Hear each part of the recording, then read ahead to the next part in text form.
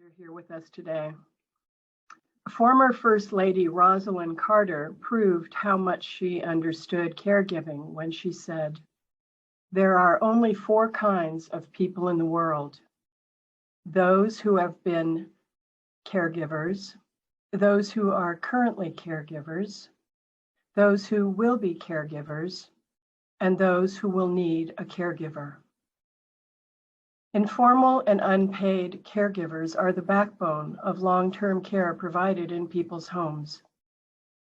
Caregiving may include help with one or more activities of daily living, such as bathing and dressing, paying bills, meal prep, shopping, and providing transportation. It may also involve emotional support and help with managing a chronic disease or disability.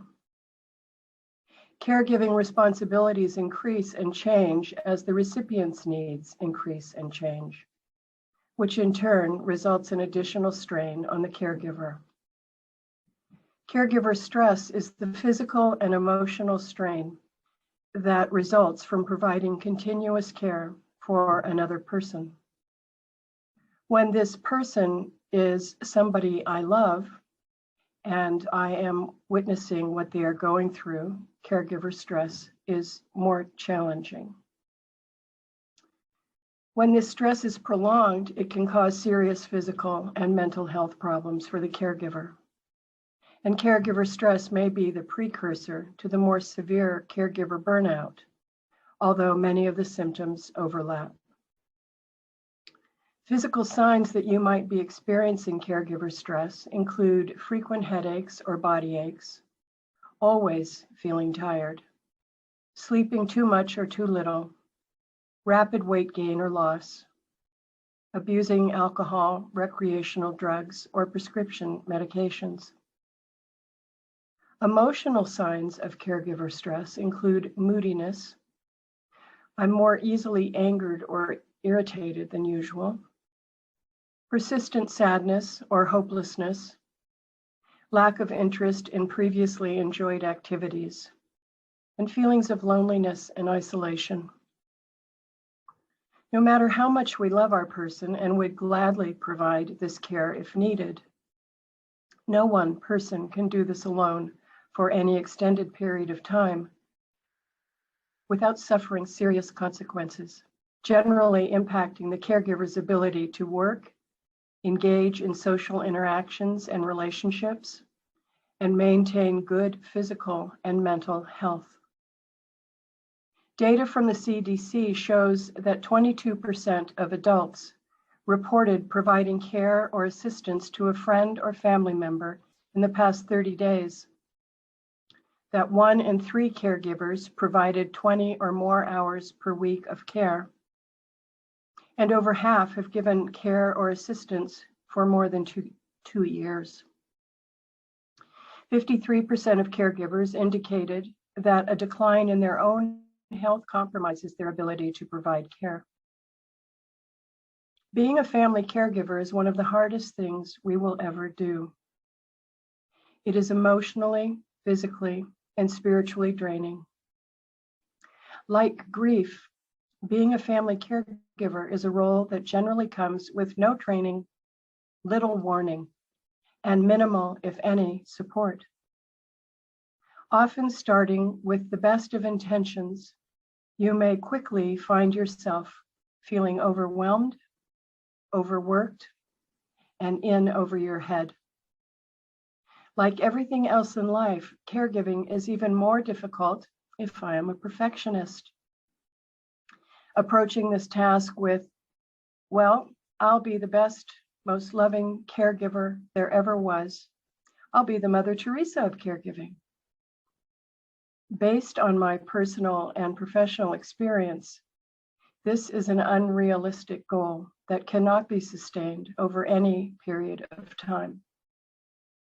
This is all the more true if the recipient of my care is combative or angry and resistant to my help.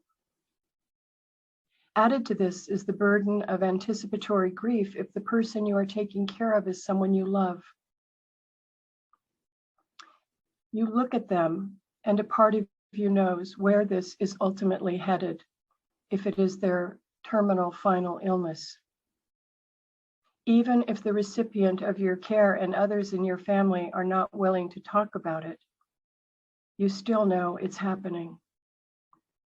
Depending on your nature, you might find yourself moving back and forth between hanging on to hope for a miracle and confronting the reality of where you and your loved one are headed.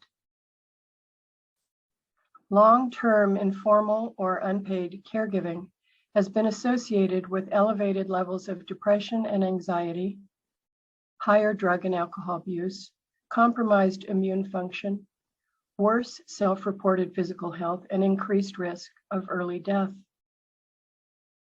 Of course, there are also positive aspects of family caregiving, which include a sense of fulfillment, feeling needed and useful, that I have a purpose, the establishment of extended social networks or friendship groups associated with caregiving, a deepening of the relationship with the recipient of my care,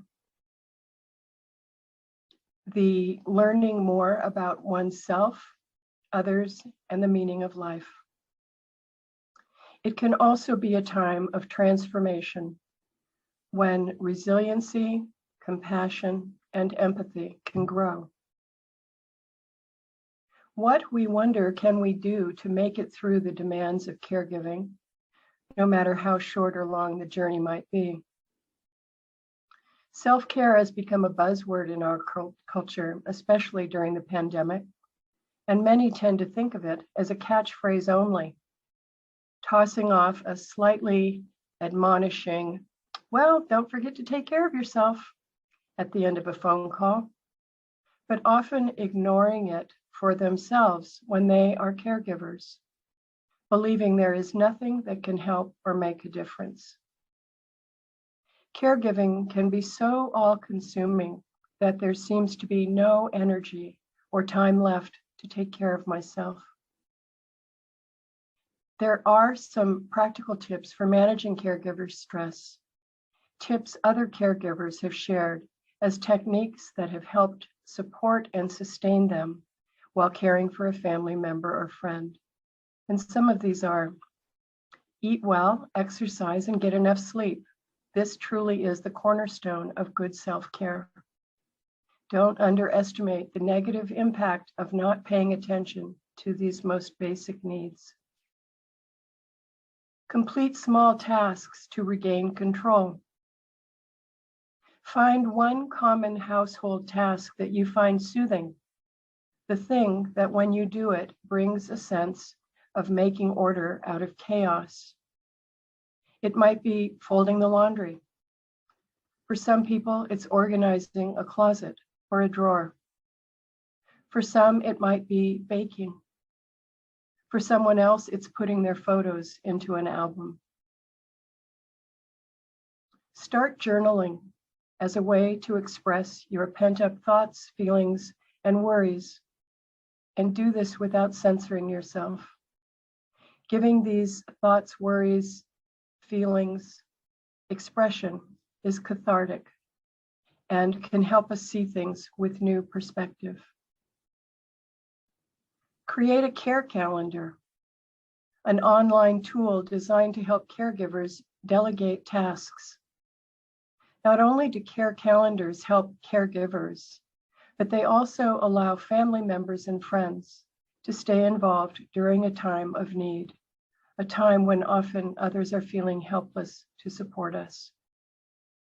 Caring Bridge has an excellent free guide to help you build your care calendar. Remind yourself that you are a supportive helper, not a magician.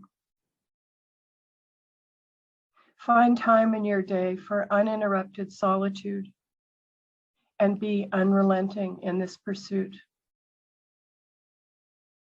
Learn how to graciously accept appropriate support, encouragement, and praise rather than pushing it away. Remind yourself that you are bound to feel helpless at times. Admit it without shame or apology. Learn to recognize the difference between venting that relieves stress and complaining that reinforces negative stress. Use the buddy system regularly as a source of support, assurance, and redirection. Recognize that aloofness, indifference, and disappearing are far more harmful than admitting an inability to do more and to reach out for help. And reaching out for help. If someone asks, "What can I do to help you?" give them a specific task they can do that will make a difference for you. Find an online or in-person caregiver support group. This will make a great difference in your caregiving. Consider working on a regular basis with a therapist who specializes in working with caregiver stress, who can help you process the anticipatory grief you might be experiencing. Keep a gratitude journal. At the end of your day, list 3 things that happened that day that you are grateful for. You might be surprised what a difference this can make. At this time, I'm going to address some of the questions that were sent in at the time of registration. What can we do when a person believes they don't need any care or help? We can remember that our person will behave in accordance with how they have always behaved.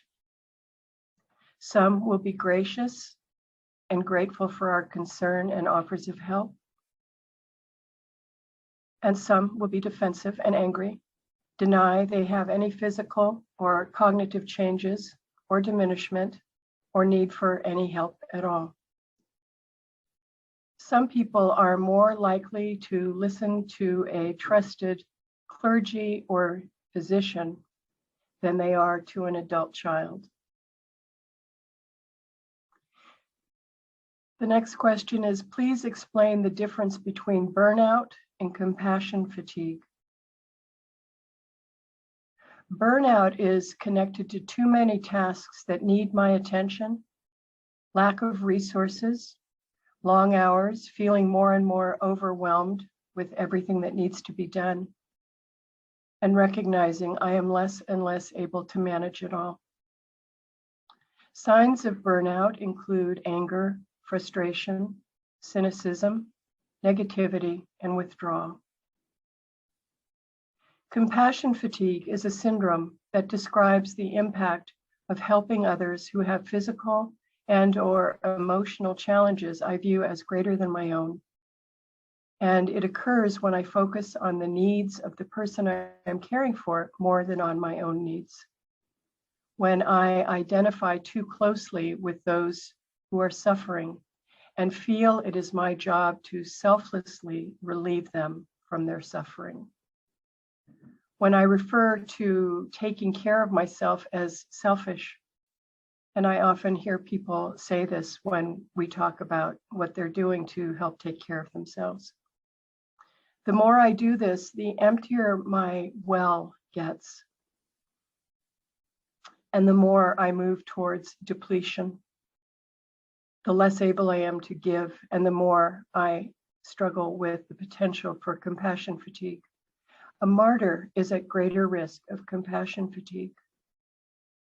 Common signs and symptoms of compassion fatigue include feelings of helplessness, hopelessness, or powerlessness, feeling sad, angry, numb, and detached.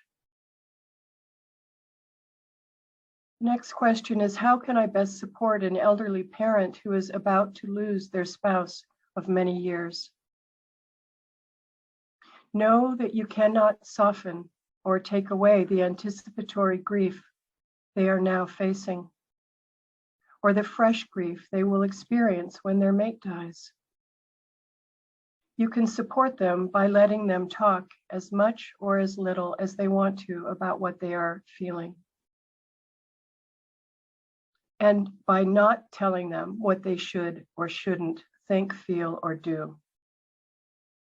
Let them know you will be there for them, to love them, to support them, and care for them in the days, weeks, and months ahead, as much as they will let you. The next question is, are there models of employers' benefit programs for their employees who must become caregivers for loved ones at the end of life? Familiarize yourself with the federal program called the Family Medical Leave Act, also referred to as FMLA. Speak with your HR department about your employee rights under this act, as well as any other benefits you might qualify for through your employer. Next question, is there any way to involve your siblings with the care of a parent when they are resistant to help? Well, if you discover them, please let me know. Not that I've ever witnessed. Long-standing family dynamics do not suddenly change when there is a family crisis. In fact, they are magnified. It is not unusual for the caregiving sibling and the caregiving needs of a parent to cast a light on the worst possible dynamics in the family between the adult children, leaving the one who provides the bulk of or all of the care feeling resentful towards those who don't show up. This is not unusual. Expectations that are not in keeping with past family dynamics are unrealistic expectations. Next question, what is the best approach for beginning discussions with patients and families about hospice services? This question feels to me that it might be being asked by a healthcare provider. If so, a good starting place is compassionate honesty and being willing to take the risk that the first conversation might not be as well received as you had hoped it would be. Know your patient and take your lead from them. Do not give false hope. It does far more damage than good. When a patient asks for a prognosis, don't tell them 2 weeks to a year when your experience tells you it will probably be closer to 2 weeks. Suggest you make a referral to hospice sooner rather than later, so a hospice nurse can come and meet with them to answer their questions and help them understand the difference hospice can make for both patient and family for whatever time remains at the end of life.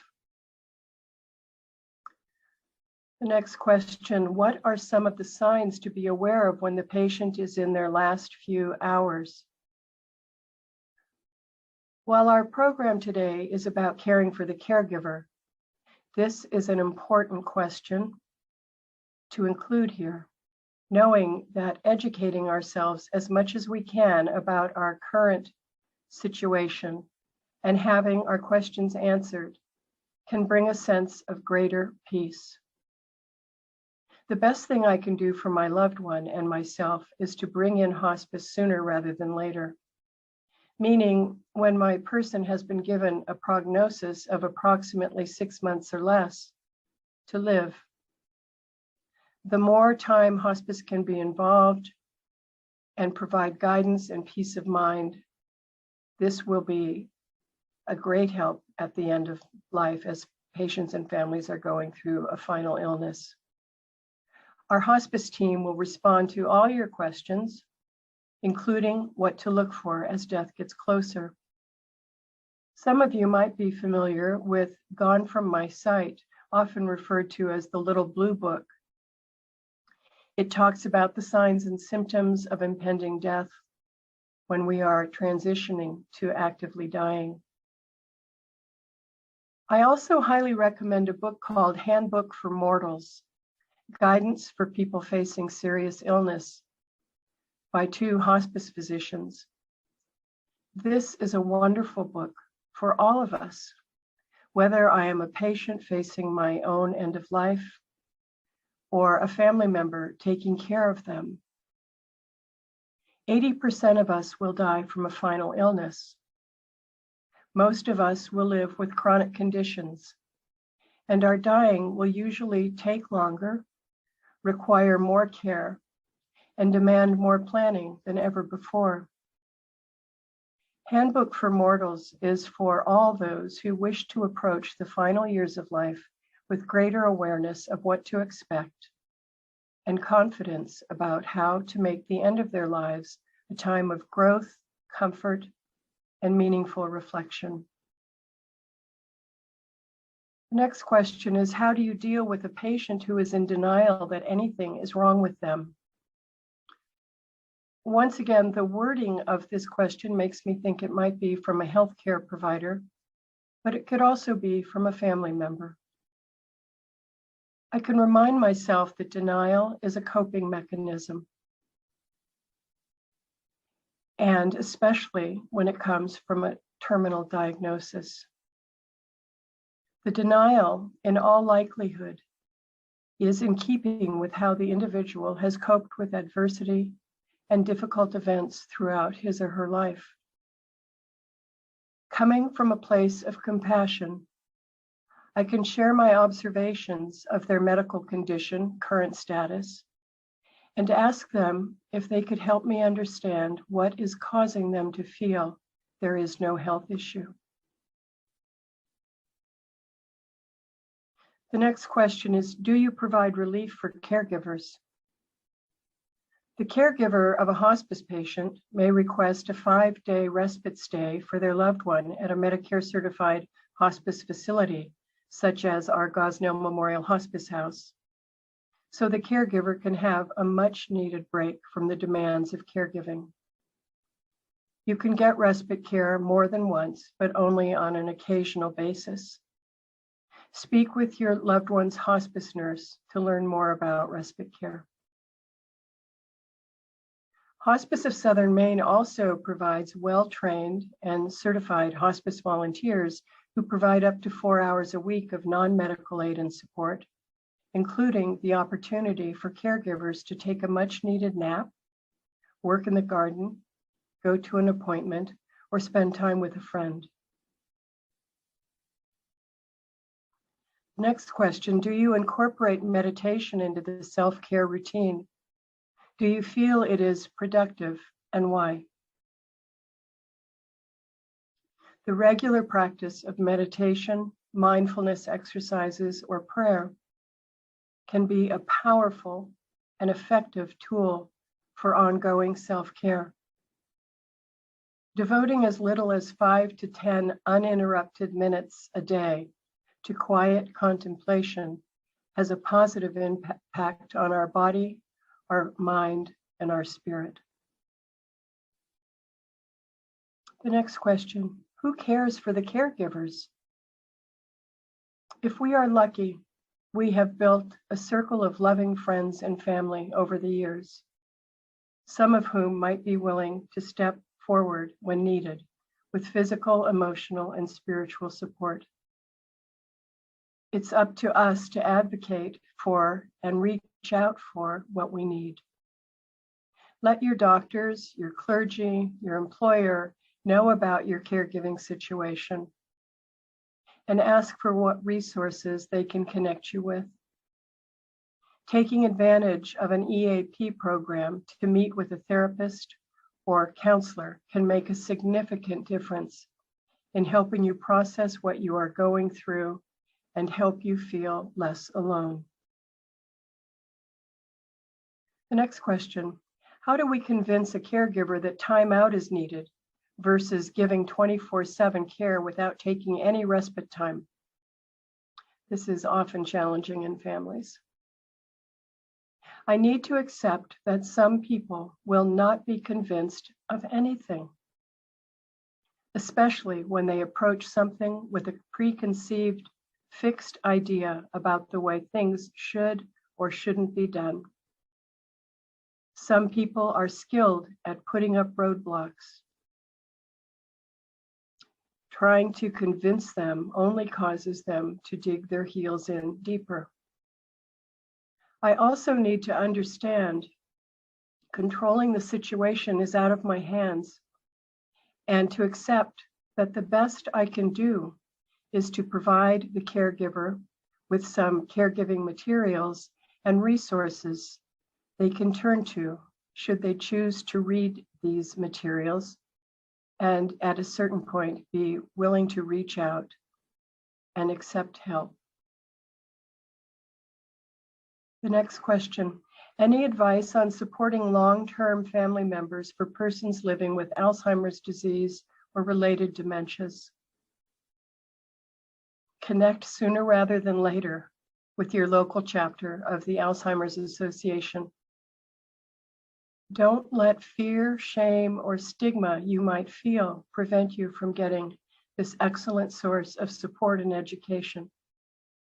I have witnessed many times over the years people who are embarrassed about reaching out for help or feel that it's some sort of a fault on their own or their loved one when Alzheimer's is a part of the family.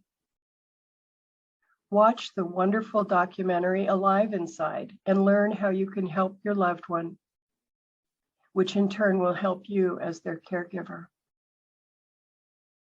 Find a therapist who understands chronic sorrow and infinite losses, the ongoing unique grief experienced by caregivers who are caring for a loved one with an incurable illness that might require intense caregiving for many years or even decades. The next question, how does one find outside of the family caregivers? As you probably all know better than I do, since the pandemic, staffing across industries has suffered and services have generally been harder to find. If you have the financial means to pay for private duty caregivers, there are agencies in the area where you can pay an hourly rate. Some people hire a private duty caregiver for a few hours in the morning or in the evening. Some hire someone to come in overnight so the family caregiver can get some sleep without worrying about meeting the needs of their loved ones. Some people hire an individual in the community, often through word of mouth, to provide respite. If you are connected to a faith community, let your needs be known and turn to them for support, not as full-time caregivers, but to help organize a food train or set up a care calendar for other needs.